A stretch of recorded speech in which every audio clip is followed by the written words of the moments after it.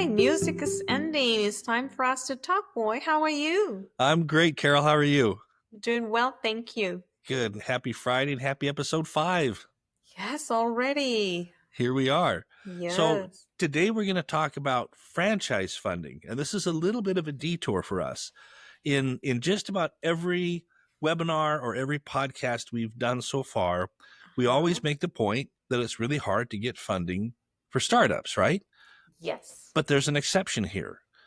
So ordinarily, why? Ordinarily, why is it hard to get funding for a startup?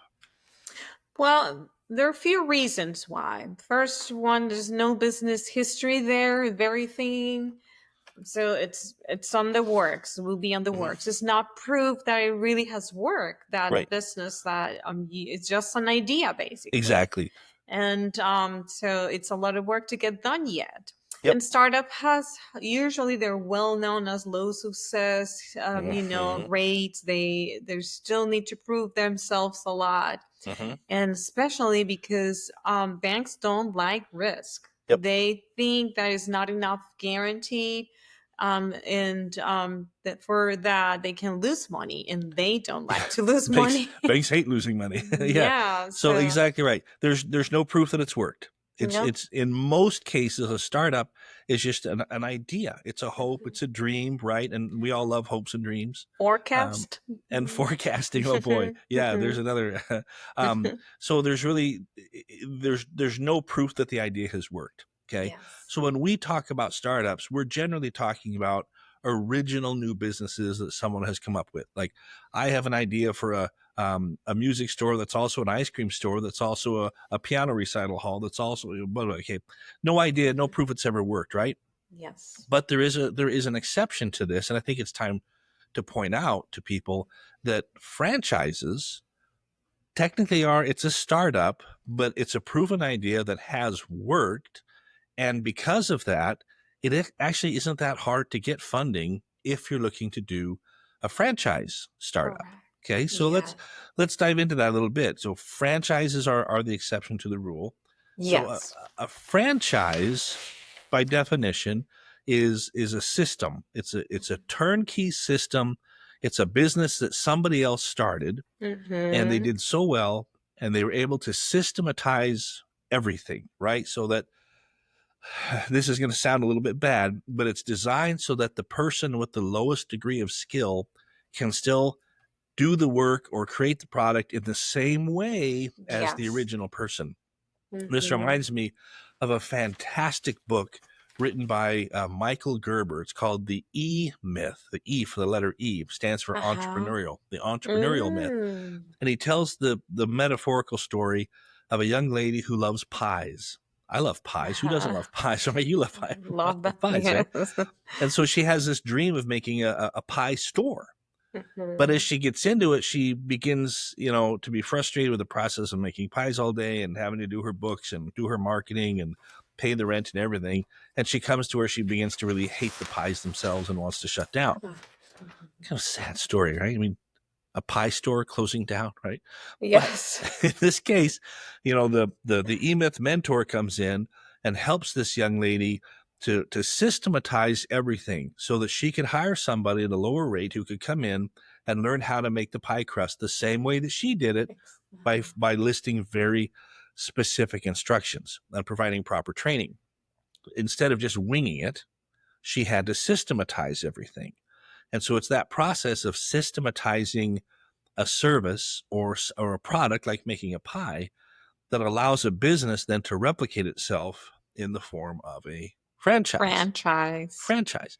And so somebody built a successful business, somebody systematized it, and somebody else realized people will pay a lot of money Mhm. to buy a business. All they have to do is put the key in and turn the motor, and it's running just like it's always been there. Yes. And you avoid an otherwise steep learning curve. Okay, it's a business in Absolutely. a box, or just it's a system, and so people like that. And franchises generally have been very successful in the USA and have expanded worldwide. Can you name? I mean, let's name just a few franchises that we see or deal with every single day. You go first. Yes, absolutely. We've seen a lot of fast food, fitness, plumbing, pet care services, you name it. But Yeah. one of our favorites, for example, well, my boy, it's Chick-fil-A. Okay. You know, Yep. we have a couple of friends that own a couple of stores, franchises from McDonald's. Okay, couple of McDonald's franchises. Yeah. Yes, here in town. Mhm. So yes. Yeah. What Well, the else? Crumble franchises are really going crazy nationwide now too. Yes, from Utah to nationwide. Yeah, Yes. yeah, they've really exploded. I mean, anything from car care to the quick oil changes to muffler repair to auto body painting to pest control, anything in the home, carpet cleaning. Definitely, I have some history there. Maybe we'll Yes. talk about, maybe we won't. Um, but franchises have been a way for people to get into a system that has already been proven successful. So if Yes. you're an entrepreneur, you don't mind taking risks. I mean, that's kind of built into the DNA.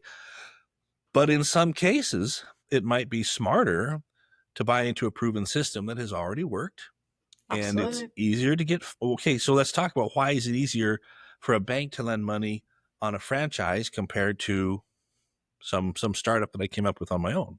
Yes, because it's been proven to it worked. And Exactly. it's solid that they have a great history that it worked. That it's been proving that it's a solid Hmm. business, that they have a great credit history, business history. Yep. So why not? Exactly. The risk is very low. Much, much, much lower. Yeah. So So your friends who have the two McDonald's restaurants, for example, yes. they were able to make that decision because McDonald's has been around a long time, have Yes. what, thousands, if not tens of thousands worth of franchises.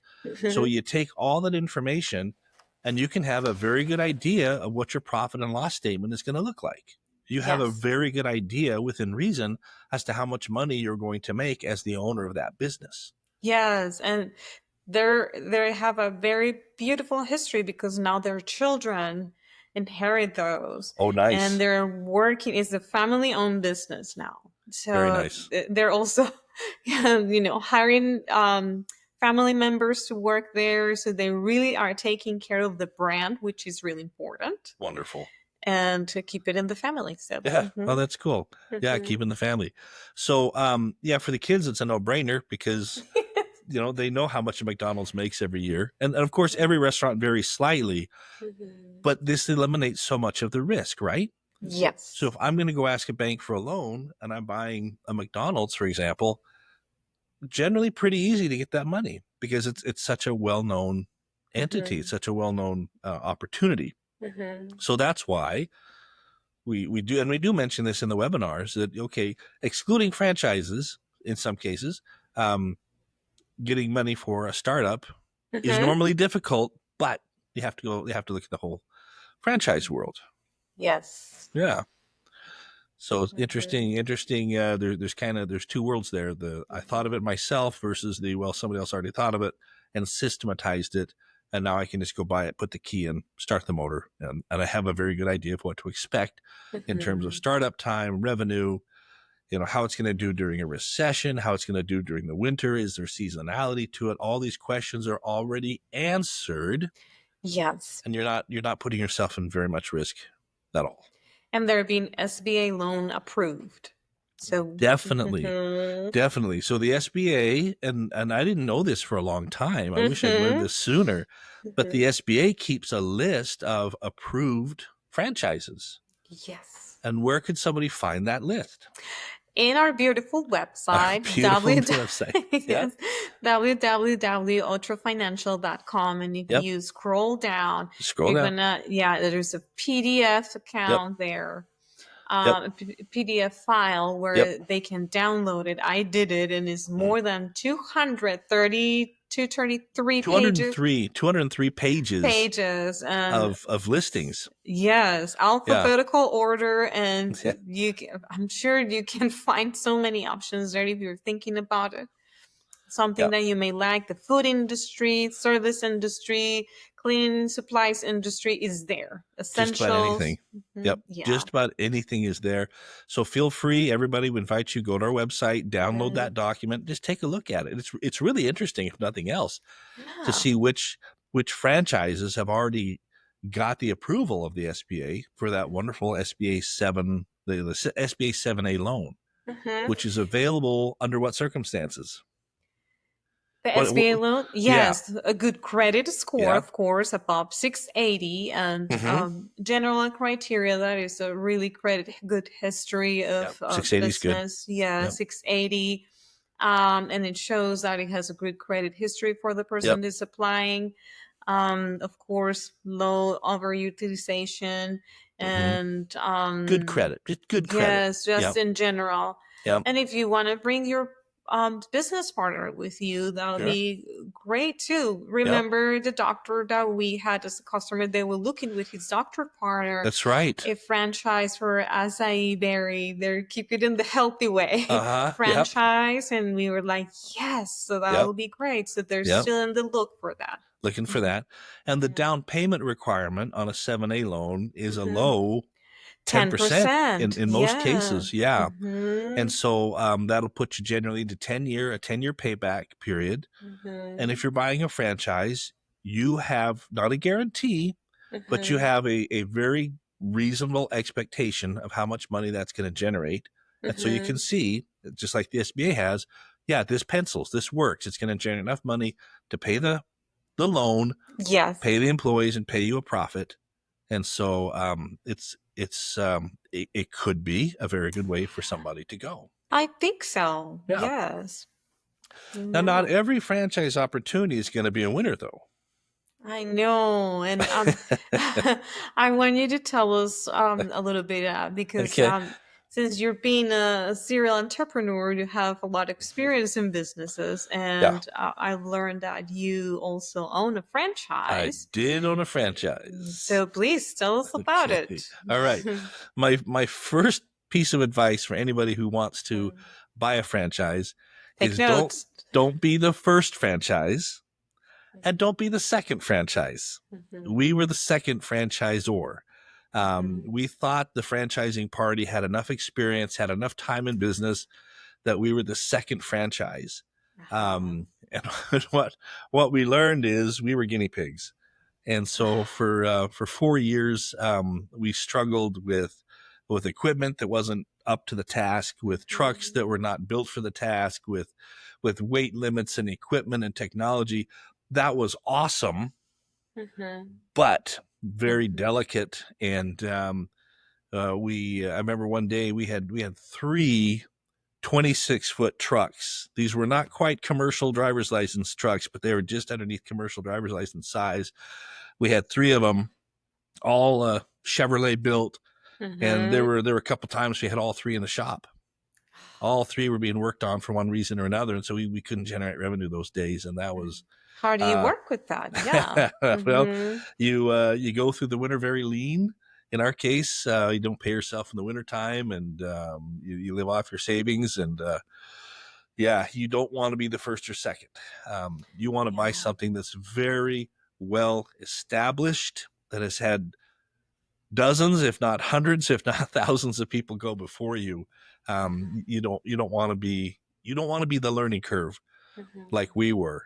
Now we succeeded and we grew that thing very well over 4 years. Mhm. And when we decided to put it up for sale, it was actually the franchisor that bought it back from us because they could see how Oh. well we were doing and how well we had maintained our equipment despite all the problems that the Mhm. equipment gave us.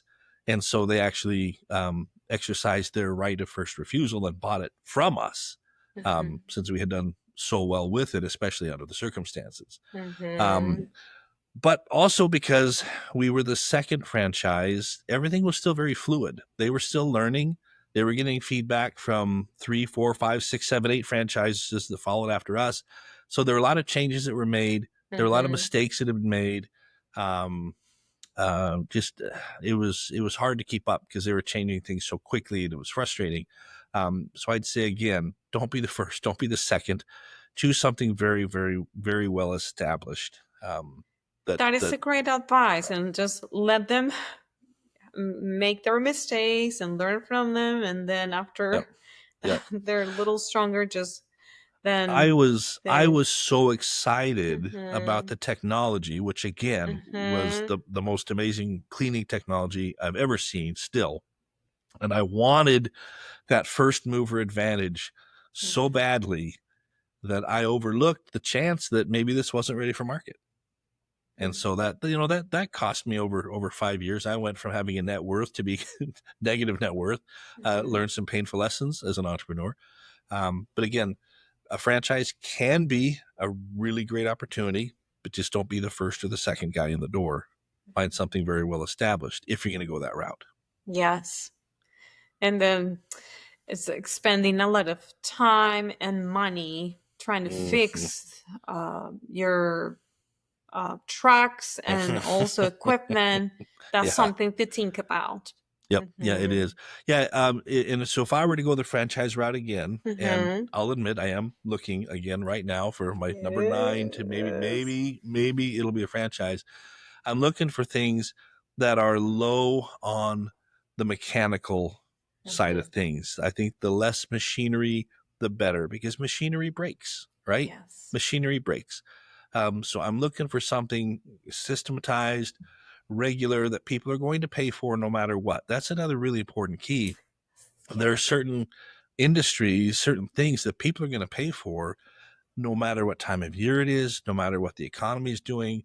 Like if, like here in Florida, if the air conditioning goes out, you're Yes. fixing the air conditioning. You can't live without the Whether air conditioning. whether you have the money or not, you have to get creative and Yep. come up with the money. Ask, borrow, ask a friend, your parents, but you need to fix it. So it's a Yeah. must. Yeah. And If yeah. mama ain't happy, nobody's happy. We got to fix the air conditioning. Okay. Yeah. Or the heater, right? If we were in Yes. Wisconsin and the heater goes out in January, you're paying somebody to fix the heater. I mean, there are certain things that you just pay for, even though you haven't, maybe the trip to Disneyland gets postponed because we have to buy a new heater. So I'm looking in that I'm looking in the franchise world again for something that somebody's going to have to buy. They're going to have to Mhm. pay for. They can't push it off. It's not a discretionary expense. Is really the point Mhm. I'm trying to make. It can't be a Yeah. discretionary expense. You Yes. want something they have to pay for. Okay, and So it's just essential that we have to, essentials. yeah, Yep. That absolutely. And, you and have to have.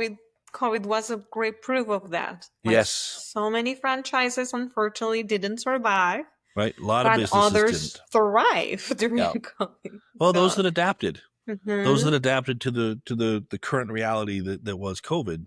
Yeah. mm-hmm, And so having franchise leaders, having a good franchise leadership team who can adapt is important. But mm-hmm, if they're also learning on the fly as you are, that's no bueno. And that's what we had those years ago with that franchise. So mm-hmm. anyway, lots to learn from there. Um, Absolutely. yeah, but the point that we're trying to make today is it's not that hard to get funding for a franchise Mm-mm. because it's already a proven model. Yes. There's hundreds, if not thousands of them out there. Lower There's risk. way lower risk Mm-hmm, because you mm-hmm. know better what you're getting into. Absolutely. There's a And banks like that. And that's lenders right. too. That's right. And so if you're thinking about getting into a franchise again, look at our website, download that SBA approved document. And we have SBA lenders at the ready. Yeah. A couple of them we really like. One I'm working Mhm. with personally, Mhm. who can help. We can help you get into Mhm. that SBA 7A loan and help you get that franchise purchased.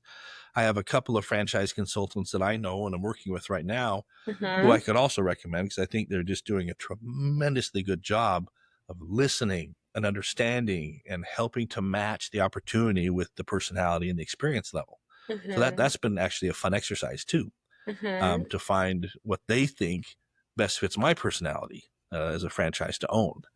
Yes. And So and something that really calls my attention because before I didn't know that you need um that a decent credit score, 650. I thought you needed to have it like over 750 or something, but yeah, it's doable. Like yeah, it's it doable. Yeah, mhm. again, a decent credit score, Yeah. proof of relevant experience is generally required as well, and then this 10%. and 10% down. Yeah. Yeah, and some franchises require that you are there during doing the work every single day, and some Mhm. allow you to hire a general manager to be the one to do it, and you can be a little more absentee if you want to, and that's going to be my situation. We're obviously busy with Otro, but yes. but there's those options. So and that's good. So yeah, so the whole point of today is franchise funding is easier to get than if you were to come up with your own idea and try and start your own business, which a lot of people do, and we still help them, and we have programs to help those kinds of startups as well. So whether you have an idea on your own or you want to look into the franchise world, okay, there's pros and cons to both. We have funding options to help in either way, right? Hey, so by the way, how was your business credit presentation in Nashville, Tennessee? With Last week, yeah, about credit business credit. Yeah, it went really well. We had about 100 entrepreneurs in the room who are actively seeking a business to buy right now. And many of them have just purchased a business, so it was ideal. So I got to explain to them, first of all, the problem they have is that they are technically startups as soon as they buy a company through an asset purchase, which is what most of them in this club do. And how if they didn't get enough working capital with their SBA loan, there could be funding trouble. But we do have a new lending partner who will lend after 30 days of business. So that's like, oh my gosh, that changes the game. Lifesaver. Yeah, Yes. absolutely. But then I also gave them, and this is actually what we're talking about next week in episode 6, is setting up your business properly with the credit bureau, the business credit bureaus, so that in 18 to 24 months after starting or buying your business, you could be in a position where the banks are now chasing you with offers for no cost or low cost capital, the free money club, as we call it. So that's next week. But the presentation went great. A lot of people just said, oh my gosh, you just blew my mind. This is life-changing information, getting that business credit set up for their businesses. So it was really, it was a great opportunity. Yeah. I read the emails. Yeah. You saw the emails that poured in afterwards. Yeah. Yeah. So it was well received. So awesome. Good. Awesome. And this coming episode is a must watch because I wish somebody had told me this important keynotes. Yeah.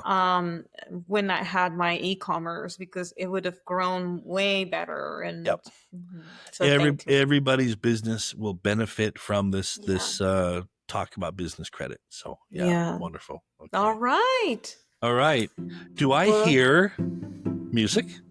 Yes, I do. The time. Our time is up. All right. Yes. Well, as always, Carol, wonderful conversation. Same. And what do we say is at the end of the road when the bank says no?